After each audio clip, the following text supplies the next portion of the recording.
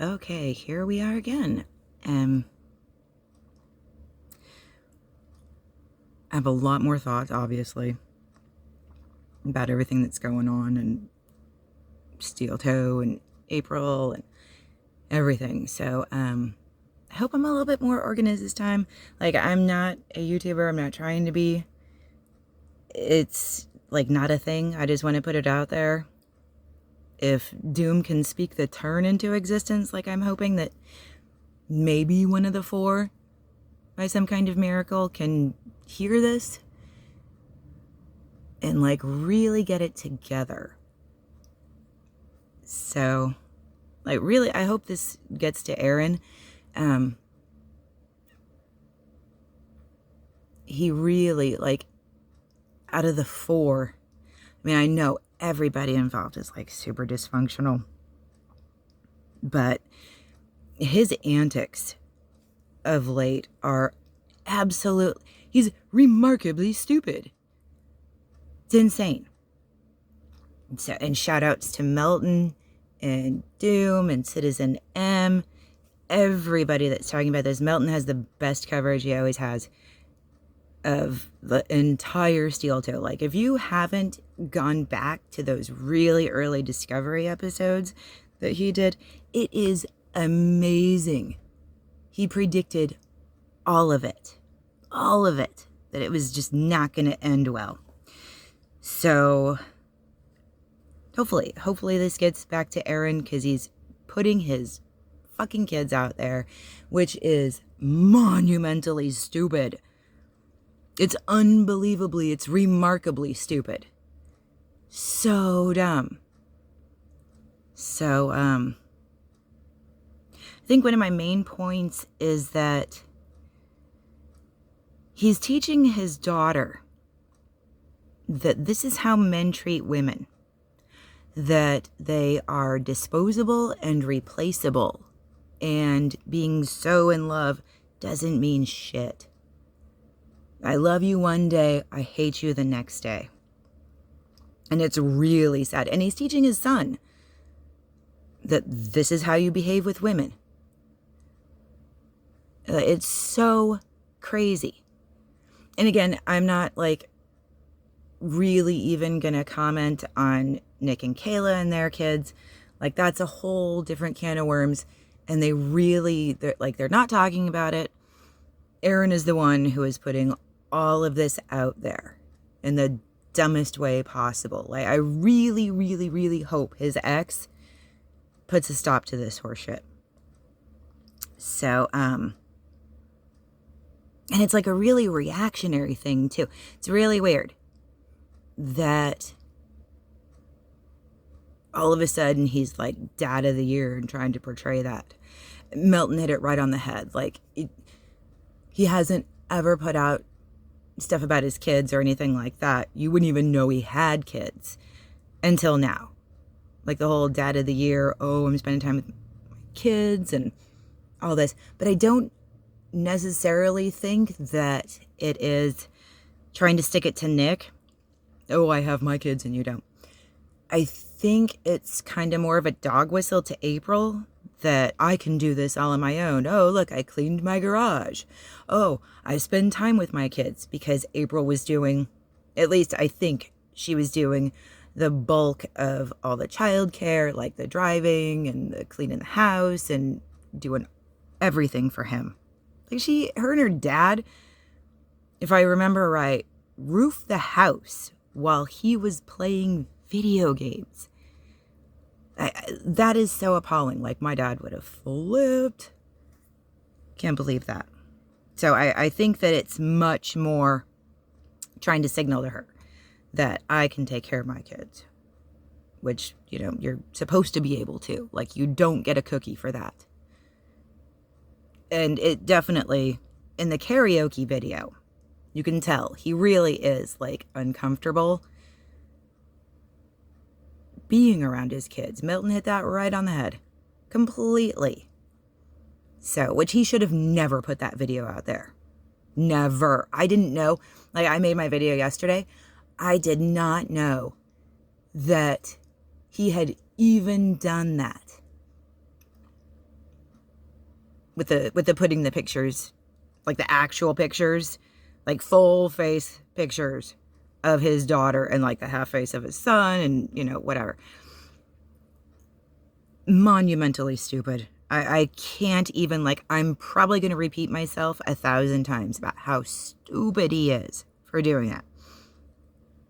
And insinuating Melton is being inappropriate.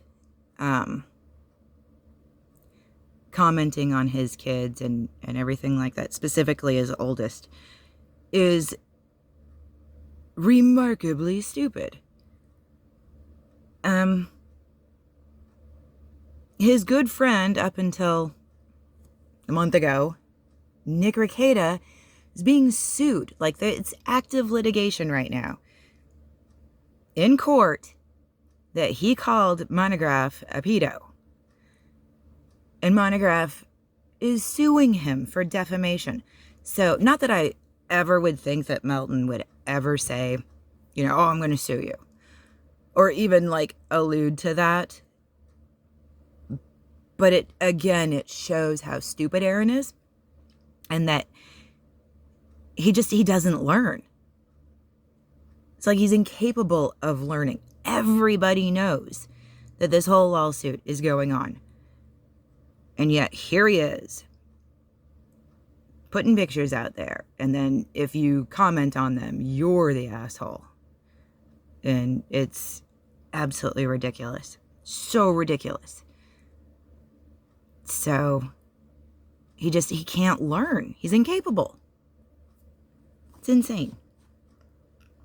So, it really bothers me that Aaron is acting like some kind of an expert in recovery, trying to use like recovery lingo. And when he first was on Kino Casino, it was, you know, oh, I forget what he even said, but it was just, it's so ridiculous. And then he's like, oh, I quit drugs with no help.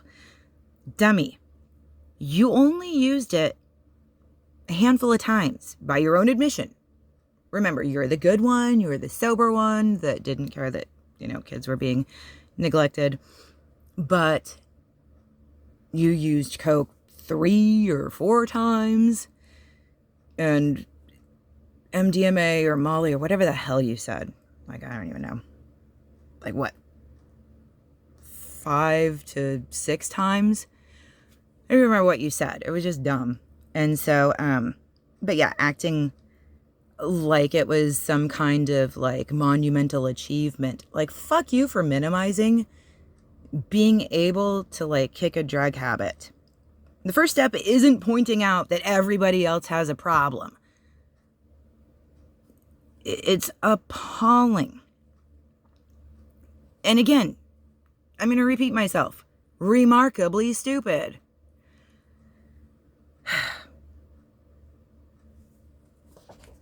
And anybody in recovery, it's a slap in the face too.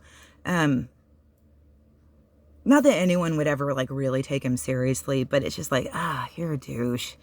You don't even know what you're talking about. You did shit a handful of times. Like, it's not a big deal to like, oh, I did Coke like 3 times. I gotta quit. Oh, get this monkey off my back. So, I wasn't even going to talk about this, but like, I have a personal history as well. So, I mean, we all do, but mine is a little bit more specific. Once upon a time, it was going to be Dr. McKill-a-Listener. But weekends turn into like every day, all day. So, you can't really pat yourself on the back for kicking drugs unless like you've been in a place where you've actually argued that, no, doing heroin is a much better option. You know, easier on the body, easier on the wallet. So that's when Mr. McKill-a-Listener put his foot down and was like, okay, this is done. And by the way, this is why Mr. McKill-a-Listener really hates Aaron. like for leaving April there, like getting her into shit. Like, not that Mr. McKill-a-Listener got me into anything. Like, that was all me. But like, you know, weekends are fine. It's like, oh, I stubbed my toe, I have a headache, whatever. We're going out. I don't drink. Like, I've never been a drinker because I guess I have a very immature palate. Like, it just all tastes like moldy bread to me. Like any kind of liquor. It's like fire and moldy bread. And beer is just disgusting. Like, I hate it. So, and like, I'm not a pot smoker or anything like that. So I much preferred the feeling of oblivion. So yeah. But yeah, Aaron doing coke a couple of times. Oh, I had to quit. Like I said, like, unless you've argued your point that heroin's better for you, tastes great, less filling, then you've never kind of really been into drugs. So, and like I said, Mr. McKill-a-Listener put his foot down. And I mean, obviously, if you've ever heard me, like, my intervention was pretty funny. So, yeah. I'd like to think that I had some good jokes and was a complete sarcastic asshole, because I've been on both sides of this. Like, and that's, my mom was like, you really, like, you of all people know better? Like, what are you fucking doing, idiot? So, because I was just completely stupid. Oh. Anyway, that's neither here nor there. But it's really appalling that he can sit here and act like he's some kind of an expert in recovery. I'm not an expert in recovery. You know? And like, my educational background is in a lot of that. And I have the experience of being in it. So he can really fuck off. I mean, again, remarkably stupid. Fucking Aaron Imholte. Expert on everything. So, yeah.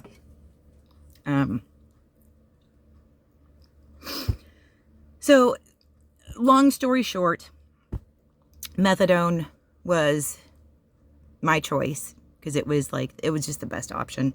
So, and I know it's like, oh, you're taking one addiction and switching it with another. Which it really, I mean, yes and no. It's, you know, it's there so you don't have to get sick. And when you use that in conjunction with therapy to figure out like what your actual problem is and deal with all of the whys and everything, it was the best option for me. And it's a very structured sort of thing. And it was as sober as I could be at the time. And a lot of people do it. So, and it's not, I mean, I know there's like a social stigma and everything about it, but like, you're not supposed to need it, but, and you don't get, certainly, like, I'm not trying to give a gold star to anybody who's doing it. Like, you should be sober-ish. So don't mistake me talking about that for like, oh, like, I don't need any ass pads. No, you're supposed to be sober. Like, you're supposed to be a productive member of society. So, but that's what really bothers me about Aaron acting like he's some kind of an expert. Like, shut up, dude. You have no idea what you're talking about. What, did you go to like one Al-Anon meeting or something? Oh my God, my ex-wife this, my ex-wife that. You know, come on. It was like 6 months. She went on a bender. Like, I know that you can develop a habit very, very quickly. But, again, it's not something that you can't come back from. You can totally come back. Like, Nick and Keilir can come back. And you can come back better. If you really work at it. Like, it's not easy. It's hard. It's hard to admit that, like, you have a problem. I will always have a problem with opiates. I consider myself allergic to them because I have a terrible reaction. They're like potato chips. I can't eat just one. So hopefully, and like, if you're struggling at all, it's okay to reach out and ask for help. Don't be embarrassed. Don't be ashamed to. I mean, the bottom line is that it's a medical problem. It really is. And it's okay to reach out for help, you know? Your loved ones might look at you like you're an asshole, but, people get over that really quickly, Mr. McKill-a-Listener has been my biggest cheerleader in this entire thing. He didn't leave me when I was at my worst. He set a firm boundary and said, this is it. Like, you're not doing this. I love you too much. You can do this. I'll be with you every step of the way. And he has. And anytime I've ever needed any kind of support, he's been there for me. And so it's really sad. Because the way Aaron tells it, it's, yeah, she wanted to stay, so I was like, oh, fuck her. Really? Is that what you're teaching your kids? I hope not. I hope that this is all just, but we know it's not. But, it really, I do hope that at least half of it's performative. I hope that he actually really did try. Because what are you teaching your kids? Someone has a problem and you just fucking abandon them? A person that you love, by the way, that you profess to love. A person that your kids loved and that loved your kids. And you just, fuck off. I mean, you didn't have any respect for your marriage vows or anything like that, too, because, like, you're already, oh, I'm bored. You've been with her for what, 3-4 years? Really? Is that what you're teaching your kids? Relationships are disposable. You're setting that example for your daughters and for your son. You're setting your son up to treat women like garbage, and you're setting your daughters up to be treated like garbage. If you would get angry at a guy that would treat your daughter the way that you treat women, then maybe you should stop treating women that way. Because your daughter looks at you. You're her father. You are the primary example of a man. Hopefully the stepfather that she has is like a good dad that is like an actual man and not some kind of a performative dad, so that she can have a good example. And I know people get shit for like, oh, stepfathers, blah, blah, blah, stepmothers, blah, blah, blah. It's not being cucked, okay? It's actually like caring about a kid, and hopefully like you can be a good influence. Maybe if more people were open to that, like kids wouldn't be so fucked up, give them some guidance and some love and be a positive influence in their life, and again, I don't accept or expect ass pats. Like, you're not supposed to be all fucked up. So like, it's not even, I rarely even talk about it, even in my personal life, unless it's like intrinsic to something that I'm talking about, because it's so like, ugh, whatever. Like, I'm not one of these people that, oh, I have to go to a meeting or whatever, which is fine if you need to go to meetings. Like, I'm open to it if I ever felt like I was in real danger of relapse or anything, but like as long as you're aware of like your triggers and you actually work your program, get the self-awareness, like it gets easier and easier, and it's not easy. It's a hard thing. Like, even if you, like, say, for example, you're on opiates and you replace it with methadone, like, the cravings can still be there because it's psychological as well. So it's hard. And it's not like in the movies. So guys, if you're out there struggling, it's not like in the movies. You're not going to sit around and just be all like doped up. We all have the image of like, the methadone clinic where everyone just sitting there passed out and all lit. It is not like that in the slightest. It doesn't get you high unless you're taking it with like benzos or alcohol and then they potentiate each other. But it's not like that. Like, it just makes you not be sick. And it's really painless to get off of it too. It's really like you step down at your own pace. Sometimes I get it. People have to be on it for the rest of their lives. And that's fine. Like, if you needed a medication to live a functional life, like my grandma had no thyroid. So, like, she had to take thyroid pills. You wouldn't shame somebody for that. So, medication is the same thing. So, if you're struggling, go get help. For real. Like, you can do it. So yeah, and not only that, like, I traveled with it. You can travel internationally with it. We're looking right now at a picture of Keilir. It's in Iceland that I took. God, and if you ever wanted to go to Iceland, like, go. The place is magic. It's incredible. But, like, you can travel with it. You just have to check the legality with the country that you're entering in. Some places will even courtesy dose you. Like, you don't even have to travel with it. So, like, you can just go to their program and take your medicine. But, again, traveling with it, not a problem. So, I traveled with a letter from my therapist saying, oh, yes, this person takes this, blah, blah. It's okay. Just have to check the legality. Because, like, I wanted to go and see the cave stuff at Petra. So, I'm pretty sure that, like, predominantly Muslim countries don't let you bring that stuff in. But, like, Scandinavia, like, you're good. You're fine. Like, they'll even give it to you if you need it. You don't have to travel with it. But if you're interested in going to Iceland, go. Because it's amazing. This is like a few kilometers from where all the volcanoes are erupting. So, like, I hiked all over the peninsula. It's fantastic. You just can't step on the moss. So, like, the trail getting to this place, getting to the mountain, I didn't climb the mountain because I was terrified that, like, the wind was good. The wind is horrible.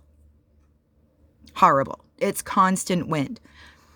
But I was terrified that the wind was going to blow me off the mountain. So, like, I'm on the side of it, and I just stuffed my hands in the dirt like that was going to do anything. I had no idea. I was just terrified. My brother, like, got most of the way up there, but the wind just got way too bad. And we went in summertime, so. And the wind, and it was freezing. Oh. But, and come to find out, we get home and I'm Googling. Yeah, tourists actually do get blown off of places there. So, yeah, be careful. Anyways, I digress. So, I think that's about it. I just wanted to follow up and specifically, like, Erin, I hope by some miracle of miracles that you see this and you get your shit together. You are setting the worst example for your kids. Okay? You're setting your daughter up to be treated like garbage and to internalize a message that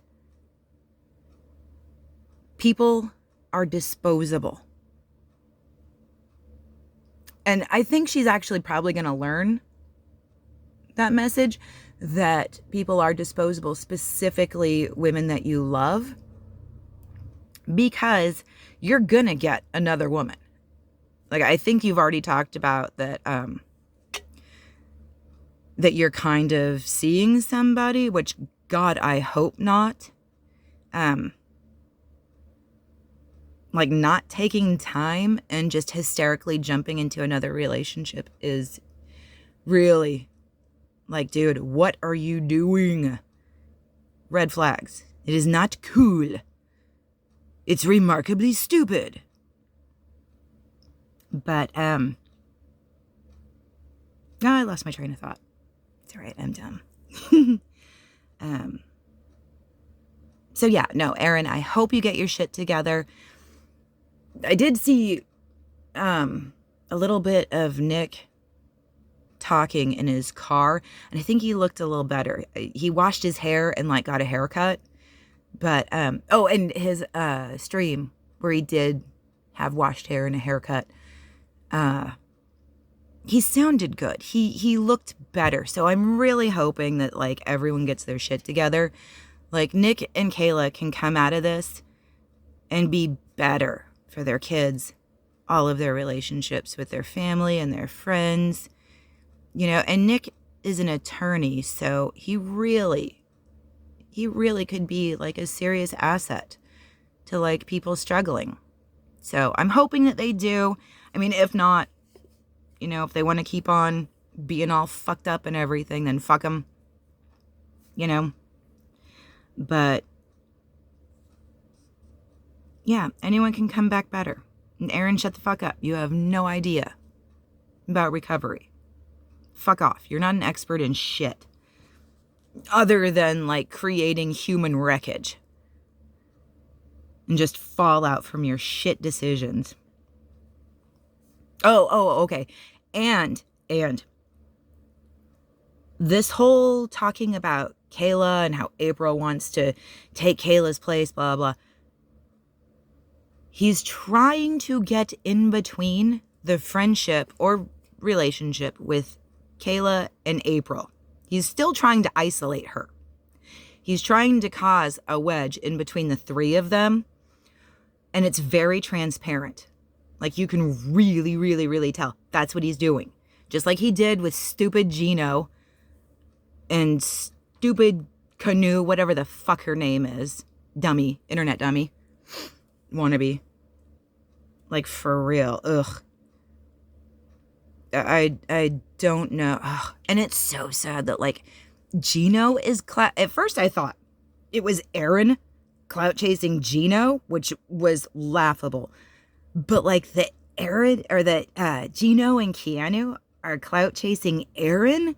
Oh, that's some flat broke behavior right there. For real. So, yeah, but I think that that's exactly what he's doing or trying to do, because he already did that with them.